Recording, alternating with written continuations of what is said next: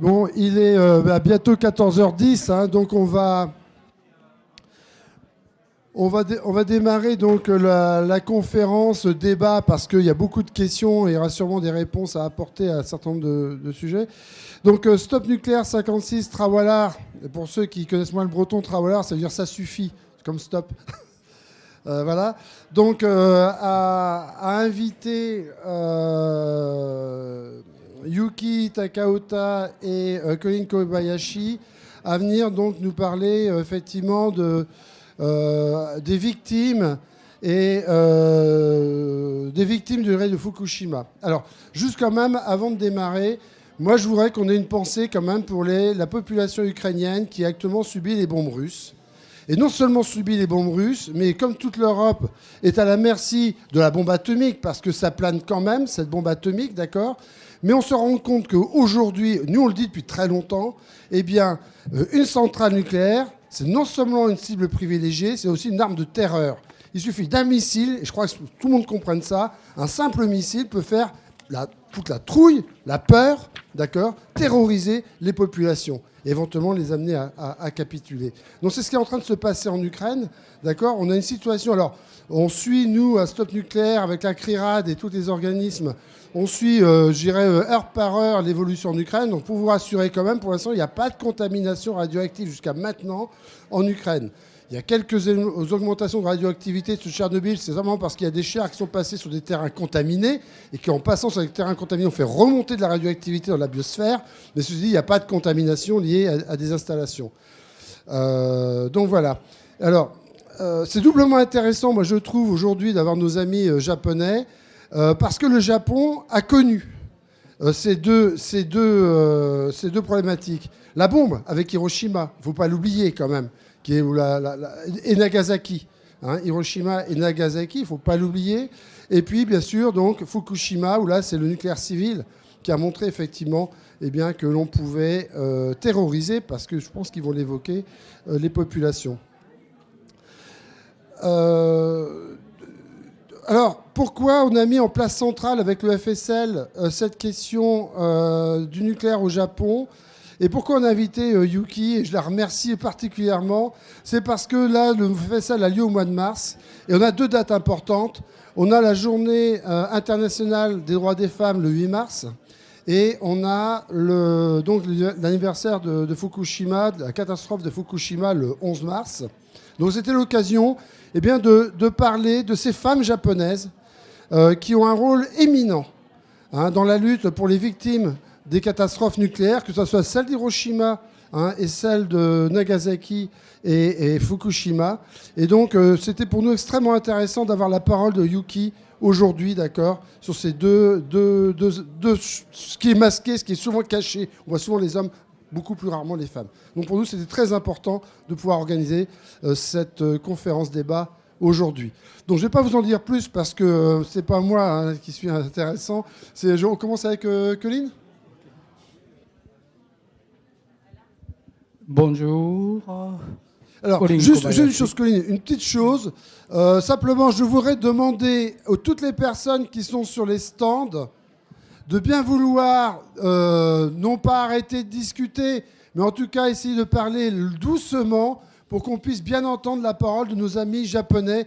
Et notamment, j'insiste sur Yuki, elle est venue de Paris, 5 heures de train, 5 heures de présence à Vannes, elle repart à Paris à 4h30. Hein. Voilà.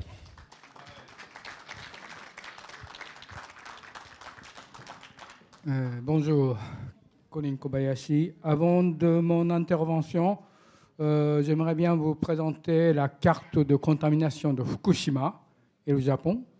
Il montre l'évolution de contamination pendant 100 ans jusqu'à 2111. Évolution de radioactivité, la contamination estimée d'ici dans 100 ans. Donc si ça vous intéresse, vous pouvez procurer au prix de 5 € pour soutenir le réseau de laboratoires de mesures citoyennes qui se regroupe une trentaine de labos japonais comme CRIRAD ou comme ACRO. et ils ont besoin de soutien financier. Donc, si ça vous intéresse, vous pouvez financer en achetant ça à 5 euros. Bon, je vais commencer mon intervention et mon propos, c'est de vous informer d'abord état des lieux de Fukushima Daiichi, le site qui a encore beaucoup de problèmes importants. On est toujours sous l'état d'urgence nucléaire. Depuis 11 ans, on est toujours sous état d'urgence. C'est vraiment incroyable, quoi. Et donc, dans le deuxième temps, je vous parle la question de la stratégie d'ignorance de lobby nucléaire français, japonais et international, comment ils tentent de raser l'accident, y compris Tchernobyl et Fukushima. C'est la raison pour laquelle président Macron, en fierté de vous annoncer qu'ils allaient commencer à faire construire 6 UPR. Donc les leçons de Tchernobyl et de Fukushima n'ont jamais été bien, bien tirées. Voilà, donc la situation en aspect général. On est toujours sous l'état d'urgence tous les jours. 17 000 becquerels par heure au niveau de séisme, césium, de radioactivité échappent de site tous les jours. Donc, on n'a pas de confinement absolument étanche. Normalement, les centrales nucléaires doivent être complètement étanches par rapport à la radioactivité. Alors que ça continue depuis 11 ans, la radioactivité sont libérées dans l'atmosphère. Si il y a un cas comme ça en France, actuellement, ça devient un scandale. Alors, à Fukushima, comme vous êtes habitués d'entendre des informations depuis 11 ans, donc on croit que c'est presque normal, quoi. Donc, ce n'est pas normal, c'est extrêmement exceptionnel. Il ne faut pas accepter cette situation comme normalité.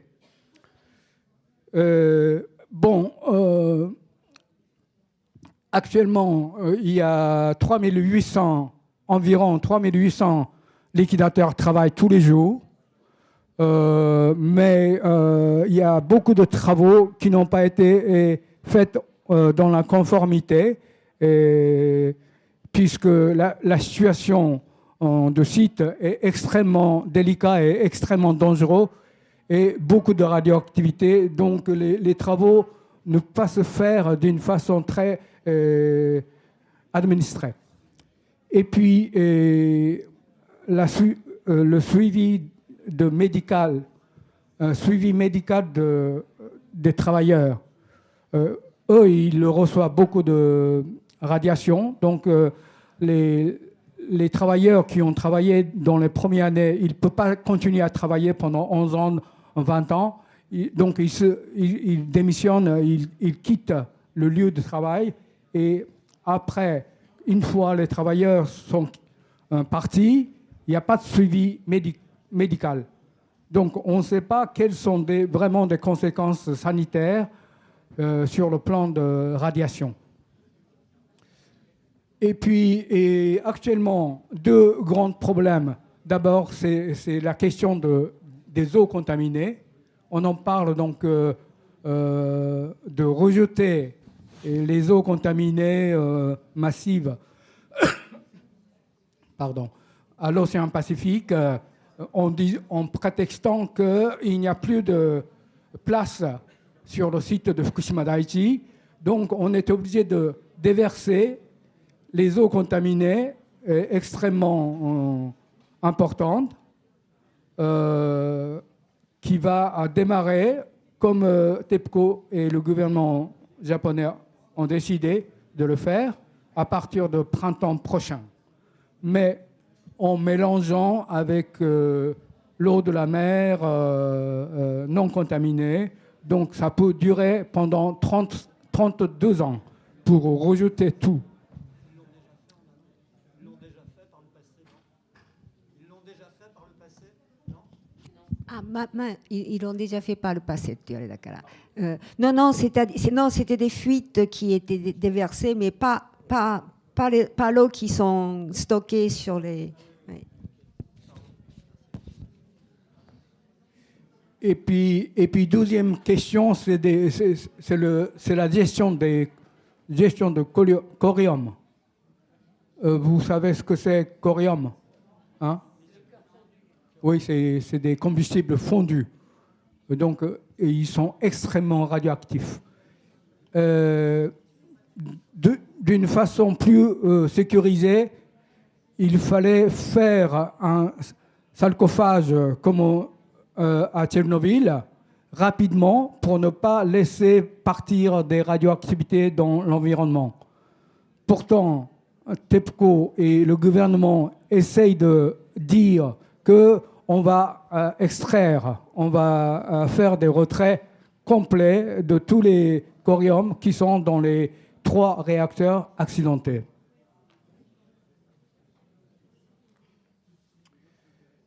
Et donc, quantité de l'eau contaminée, c'est 1,25 million de mètres cubes. Nombre de réservoirs, 1061,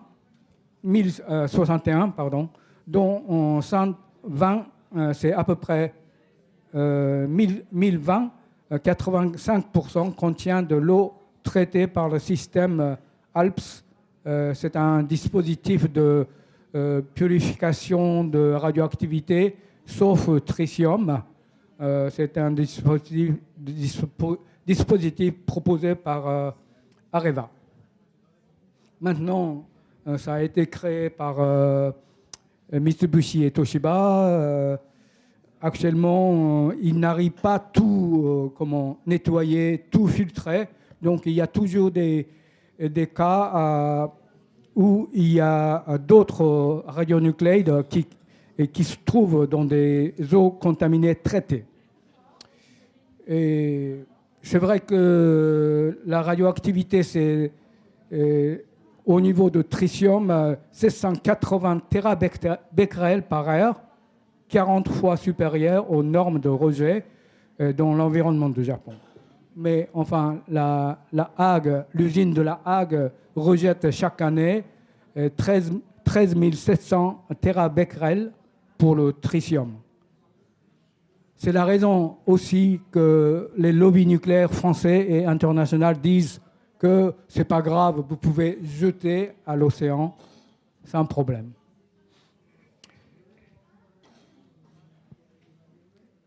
Bon, le schéma de l'eau qui coule souterrain, surtout l'eau souterrain est très problématique puisqu'il traverse les bâtiments de réacteurs accidentés.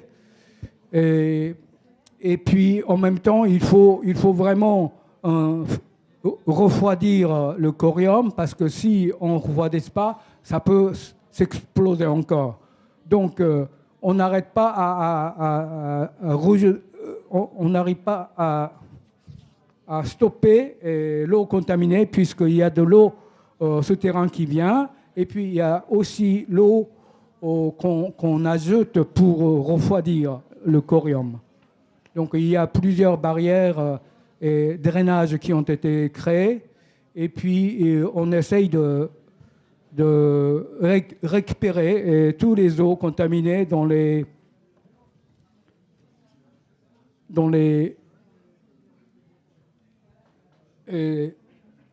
réservoirs qui sont donc milliers de réservoirs qui sont construits ad hoc.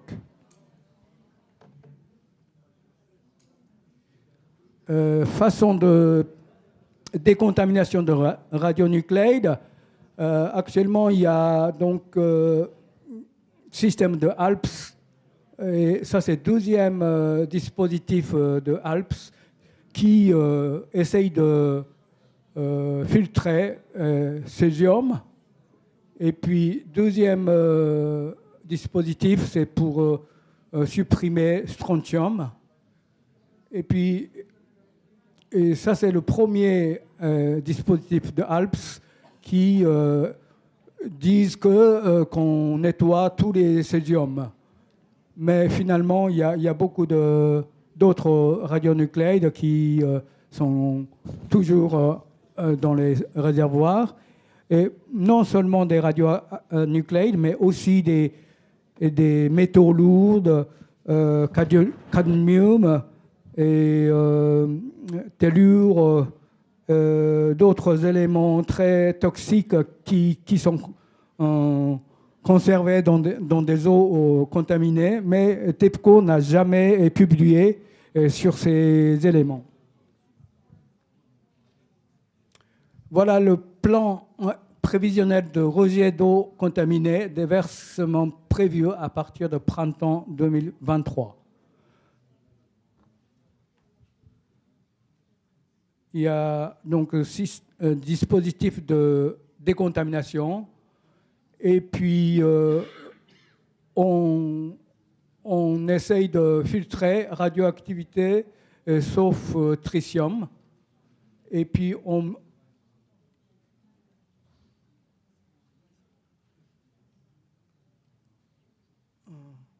mesure, on examine et puis on va passer par pompe de transfert.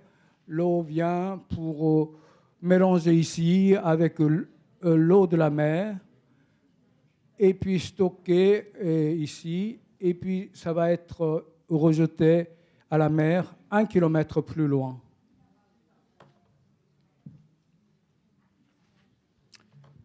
Voilà, ça c'est la photo de l'image du dernier robot qui a été inséré dans le réacteur numéro 2 pour capter et pour avoir l'aspect général à l'intérieur du réacteur numéro 2.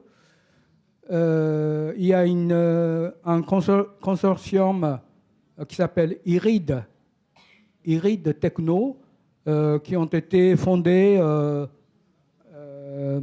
2013 pour 10 ans de recherche et de rénovation de robotique. Il essaye de donc inventer des robotiques pour manipuler le corium en distance. Voilà, en février, ce robot a photographié à l'intérieur de réacteur numéro 2. On ne voit pas très bien ce que c'est, mais peut-être des experts comprennent un peu quels sont les états à l'intérieur de la cube de protection. Corium, actuellement, donc, ils sont indiqués en rouge. Il y a un couvercle supérieur qui sont cassés, réacteur 1. Deuxième, ils sont intacts. Troisième, intacts. Mais ils accumulent énormément de radioactivité